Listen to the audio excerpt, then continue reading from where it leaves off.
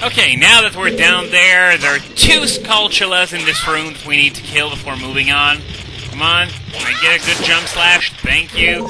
And now, one of the main functions of the boomerang is to go pick up those tokens that are out of reach. See, that one I could shoot it with the slingshot, but there's no way to reach the token. That's where the boomerang comes in. Yeah, just like that. So that's 3 down for this dungeon. There's only 1 left. So once that's done, you want to carry Princess Ruto through this room, and there we go. We got the 3rd spiritual stone. That was a lot easier than I expected. But there's just one teeny tiny problem with that. The wrong character gets it, as the item describer box is going to tell us. But why Princess Ruto? Good point! Why Princess Ruto? Well, guess we're gonna have to resolve that soon enough. Anyway, now she's telling us about how she lost the stone, how she ended up in here, and everything. But yeah, now that we found it, there's no reason to be here anymore. So she's gonna ask me to take her home, and yeah, that's what we're gonna do. Not! Oh, you thought it was gonna be that easy, did ya? No, of course it has to be more complicated than that. And yes, it's an octopus, which means tentacle raid! Yeah, you knew that joke was gonna be made. Anyway, this is Bigocto, which may be one of the more annoying mini-bosses in the game. There are many ways to beat it, and here's mine.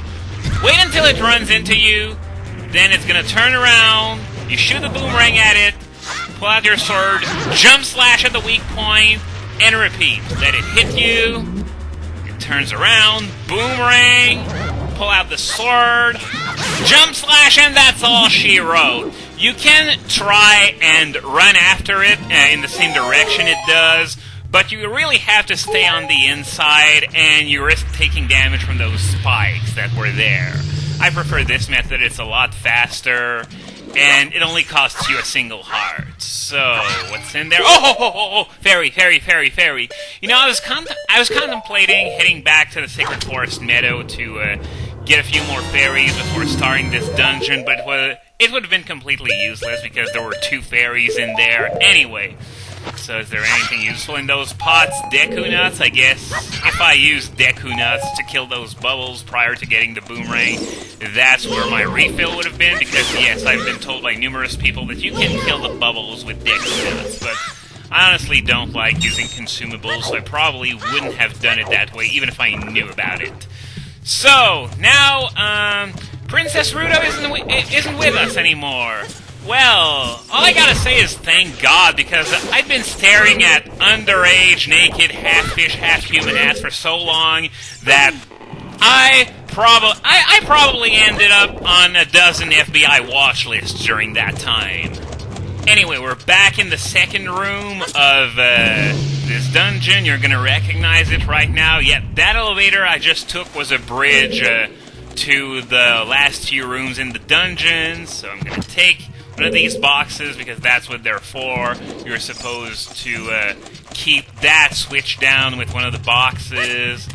Otherwise, the door relocks itself whenever I step off of the switch. Wow, this really was a difficult puzzle. This was way too hard. Can I have a few easier ones, please? Anyway, I could rush for the boss door right now, but there are no, I can't because it's locked. I'm gonna need to unlock it. And for that, I'm gonna need some peace and quiet, which is why I need to kill all those things, because, as we saw earlier, they're going to creep up on you slowly. Wow! I didn't even need to aim for this one. Z-targeting is so overrated. Okay, so they're all dead, and there's a gold Skulltula just up here. Manual aiming is sort of awkward with this control scheme I'm using, since the items are mapped to the right control stick, but I can manage, I think. It's not that bad. Okay, so now what we gotta do, there's another uvula there. gotta aim for it like that, and you gotta be at the exact right spot. Not too close, else it's gonna hit the wall in front of you and go straight back to you. But if you do what I just did, you'll be fine. And yeah, Navi chimed in a little too late, so I didn't even get to see what she had to say. Anyway, it's time for the boss of this dungeon. This boss is really easy, but back in my first playthrough of this game, it was hard as freaking hell. Remember, this was my first ever Zelda game, by the way. Yeah, feel free to stop considering me as a true lead gamer, because Ocarina of Time was my first Zelda game. Whatever. This is Barinade, Bioelectric Anemone. So, first thing you want to do, it's got those things that keep it attached to the ceiling. You want to take them off with the boomerang. It's very similar to Calidemos in Wind Waker, that first part at least. You gotta keep moving, otherwise you're gonna get zapped. Okay, now that this is done, it's gonna start taking off its jellyfish armor, so to speak. So now you got... Oh, come on! You have to try and nail Barinade itself like that, and after that, you have to try and kill those jellyfish while you keep moving, of course, else, as I said. Yeah, I was just trying to see if I could land a hit on it, but no, apparently I gotta take off the whole armor first. So now it's stunned again, so there are a few more jellyfish to deal with. Come on, I should have hit that! Okay, that's good. There's another one. Okay. Oh, I thought I was close enough that it wouldn't hit me. Okay, let's stun it. Hit the jellyfish. And now it's going to take off its second layer of armor. It's spinning faster, so the jellyfish are going to block the boomerang a lot better since they're moving faster. Oh, healing. I want to heal. Thank you. Okay, so now kill the jellyfish. Ah! Only had the time to kill one. Whoa! Well, that was close. Oh, no. That's way too close for comfort there. No, I didn't want to do that. I wanted to Z-target that thing first. Okay, thank you. So, no. Jellyfish absorbed the attack. Come on. Okay, there we go. So there are 3 more. 2... 1.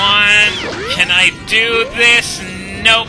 Whoa, you're getting too close. Getting too close there. Okay. At least I didn't get hit while I healed. And it's a lot easier to stun it, obviously, when it has less of these jellyfish surrounding it.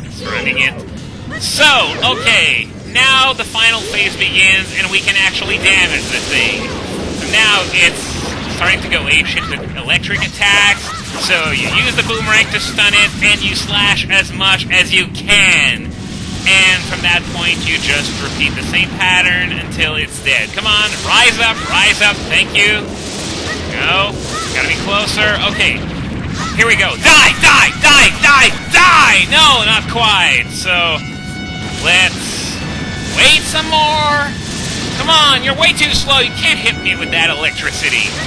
Alright, it's up again, so let's try the boomerang and slash with the sword until it dies. Yeah! Alright!